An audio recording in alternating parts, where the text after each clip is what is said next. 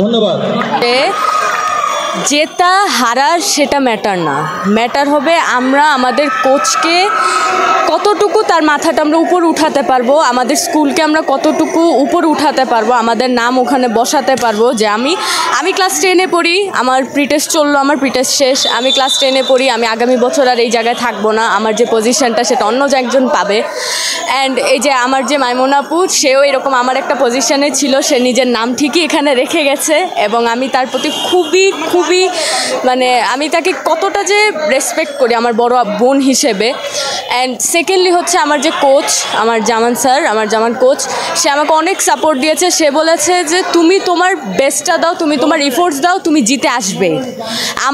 আমার যে প্লেয়ার ছিল তাদের প্রতি আমার জাস্ট এতটুকুই মেসেজ ছিল যে আমাদের জেতা হবে, আমাদের সবাইকে একত্র হয়ে আমাদের সেলফিশনেস নেওয়া যাবে না, আমাদের সবার এক মুঠ একটা পুরো টিম হয়ে আমাদের নামতে হবে, তাইলে আমরা জিততে পারবো, আমরা কোনো একটা কিছু অ্যাচিভ করতে পারবো, আমাদের কোচের নাম আমরা উঠাইতে পারবো। হ্যান্ডবল খেলাটাকে সেটা মেইন কথা হচ্ছে কি একটা মানুষের বিহেভিয়ার যতটুকু উঠে। আমি যখন আমার মাইমুন আপুকে আমি ফার্স্ট দেখি, আমি আমার মাইমুন আপুকে দ্বারা আমি আমার হ্যান্ডবলে আসি, তার যে বিহেভিয়ার, সে যেভাবে কথা বলেছে আমার সাথে, তাকে আমি যেভাবে তার আমার সাথে কমিউনিকেশনটা তার যেভাবে ছিল, সামটাইমস সে আমার সাথে স্ট্রিক্ট হইতো যখন দরকার, বাট আবার অন্য টাইমে সে আমার সাথে অনেক ফ্রি থাকতো। অ্যান্ড সেটা আমার কাছে ভালো লাগছে। একটা মানুষকে দ্বারাই, অনেক ভালো মানুষকে দ্বারাই অনেক উপরে উঠা যায়। অ্যান্ড মাইমুন আপু আমাকে এই পর্যন্ত অনেক সাপোর্ট দিয়ে আসছে। মাইমুন আপুর পরে আমি আস্তে আস্তে জানতে পারি, আমার ফ্রেন্ডসরাও আমাকে জানায়, মাইমুন আপু আমাকে জানায় যে হ্যান্ডবল এরকম একটা টিম আছে, তুই খেলবি নাকি না। আমি তারপর আস্তে আস্তে চিন্তা করলাম যে আমার এখানে যোগ দেওয়া উচিত, কারণ আমি হ্যান্ডবল দেখার পরে তারপর মাইমুন আপু আমাকে আমার কোচের সাথে, জামান স্যারের সাথে দেখা করায়। তার সাথে দেখা করার পরে জামান স্যারের যে কথা বলে, একটা কোচের কথা বলে, একটা কোচের হাবভাব, সব কিছু আমার কাছে ভালো লাগে এবং হ্যান্ডবলকে আমি এতটাই ভালোবাসি, এখন আমার এগুলো ছাড়া আমি কিছু বুঝি না। অবশ্যই ন্যাশনাল টিমে উঠবই আমি, এটা আমার টার্গেট। অ্যান্ড আমি সব জায়গায় আমি জাস্ট একটা কথা বলবো, আমার মম আমাকে অনেক সাপোর্ট দিয়েছে। আজকে আমি এই মাঠে দাঁড়ানো আমার মমের কারণে, আমার মম ওখানে আমার জন্য ওয়েট করতেছে, এখন আমি জড়ায় ধরি নাই। And the main thing is Maimun আপুর নাম আমি সব জায়গায় বলবো, কারণ আমার এই বোন আমাকে অনেক সাপোর্ট করছে, আমাকে অনেক দূর পর্যন্ত আগায় নিয়ে গেছে। এই গোলকিপিং সে নিজে ইনজুর থাকা অবস্থাতে সে আমাকে প্র্যাকটিস করেছে, তার পজিশন সে আমাকে দেখেছে, এই জন্য আজকে আমি ফাইনালে জিতে আসছি, সেমিফাইনালেও জিতে আসছি। আমার মাইমুন আপু আমাকে জাস্ট একটা কথা বলছে যে তুই জিতবি, আমার বিশ্বাস তোকে যে তুই জিতবি, এইটুকু। অ্যান্ড আমি আস্তে আস্তে যখন আমি পোলো টুর্নামেন্ট ছেড়ে দিয়েছি, তারপর আমি উইলসের টিম কালেক্ট করা শুরু করেছি, এক একজন করে প্লেয়ার কালেক্ট করতেছি যে আমরা পোলো টুর্নামেন্ট খেলবো, আমরা সবাই একত্রিত হয়ে একটা নতুন দল গঠন করি, নতুন করে আমরা আবার শুরু করি। আমরা যাতে ওদেরকে আমি ইন্সপায়ার দিতাম যে এইভাবে করলে তোমরা আগাতে পারবা, তোমরা আমার ইনস্ট্রাকশন ফলো করো, স্যারের ইনস্ট্রাকশন ফলো করো।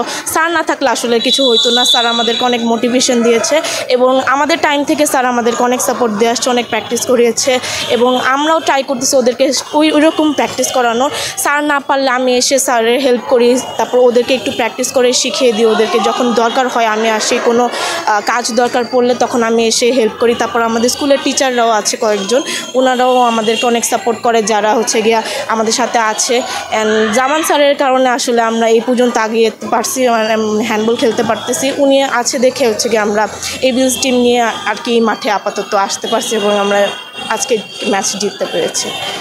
ওরা যদি সবাই এক একজন প্লেয়ার আমাদের অনেক ক্যাপাবেল, ওরা যদি ন্যাশনাল পর্যন্ত খেলতে পারে আমি অনেক খুশি হব। এখন এখান থেকে তারা শিখে আগাবে, তারা আরও জার্নি পাবে, আরও শিখবে, আরও হারবে ম্যাচ, জিতবে ম্যাচ। এখান থেকে শিখে তারা ইনশাল্লাহ ন্যাশনাল পর্যায় পর্যন্ত যেতে পারবে। আমার দোয়া এটা ওদের জন্য। আলহামদুলিল্লাহ, আমরা তো আসলে এই প্ল্যাটফর্মে চ্যাম্পিয়ন হতে পেরেছি। আত্মবিশ্বাস আসলে আমাদের অনেক ছিল, যেটাই আসলে আমাদেরকে এত দূর নিয়ে আসছে। আমরা আসলে প্র্যাকটিস ঠিক ওরকমভাবে করতে পারি নাই। বাচ্চাদের টিউটোরিয়াল এক্সাম, কারো প্রি-টেস্ট এক্সাম এবং এর আগে বৃষ্টি, তো আমাদের স্কুলে আসলে ওইভাবে কোনো মাঠ নেই যেটাতে আমরা আসলে প্র্যাকটিস করব। তো আমরা অ্যারাউন্ড 8-9 দিনের মতো প্র্যাকটিস করেছি। তার মধ্যে ট্রায়ালও ছিল। পরীক্ষার জন্য অনেকেই আসলে দেয়নি আমাদেরকে, বাচ্চাদেরকে খেলতে। তো আমরা যতভাবেই চেষ্টা করে কোনো না কোনোভাবে আমরা আন্ডার 14-এর কিছু প্লেয়ার ছিল আমাদের উইলসের এবং পুরাতন কিছু প্লেয়ার, এগুলো মিলিয়ে আমরা আসলে দল গঠন করেছি। প্রস্তুতি আসলে অনেক দিনের থেকেই আমরা 2টা টিমই ছিলাম, আমাদের 14-এর জন্য প্রিপারেশন ছিল, 16-এর জন্য ছিল। তো আমরা প্রিপারেশন 2 মাস থেকে শুরু করেছিলাম। এর আগের বার আমরা থানায় খেলেছি, থানায় আমাদের স্কুল নিচর ক্যান্টন পাবলিক স্কুল ওটা জিতেছে এবং আমরা ওখানে ভালো একটা ফলাফল করছিলাম। আসলে আমরা একসাথেই প্র্যাকটিস করেছি, একসাথে আমরা মানে ওনাদের টিচার আমাদের টিচার বলতে গেলে একই ছিল।